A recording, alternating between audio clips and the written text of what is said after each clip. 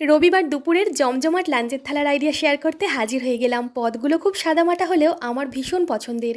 দেখুন আজকের লাঞ্চের থালা সাজানো আপনাদের ভালো লাগে কি না। বাটি চাপা গরম গরম ভাতের সাথে প্রথমে একটা কাঁচা লঙ্কা রাখবো কয়েক টুকরো শশা।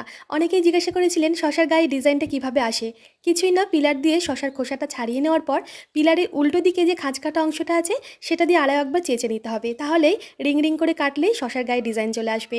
প্রথম পাতে খাওয়ার জন্য রাখলাম উচ্ছে কুমড়ো ভাজা, এরপর একটু রসুন কুচি আর শুকনো লঙ্কা দিয়ে ভেজেছিলাম লাল শাকও নিয়ে নিলাম কিছুটা। এটা মোচা চিংড়ি, যেটা মিঠাইয়ের ঠাম্মা রান্না করেছে, আর মিঠাইয়ের ঠাম্মার হাতের মোচা চিংড়ি খেতে আমরা সবাই ভীষণ ভালোবাসি। আমি রান্না করেছিলাম খুব সাধারণভাবে কালো জিরে কাঁচা লঙ্কা ফোড়ন দিয়ে, নুন হলুদ দিয়ে ইলিশ মাছের ঝোল, যার মধ্যে নুনটা একটু বেশি হয়ে যাওয়ার জন্য পরে কুকারে একটা আলু সেদ্ধ করে আলুটা স্ম্যাশ করে ওই ঝোলের সাথে আবারও ফুটিয়ে নিয়ে নুনটা মেকআপ করেছি।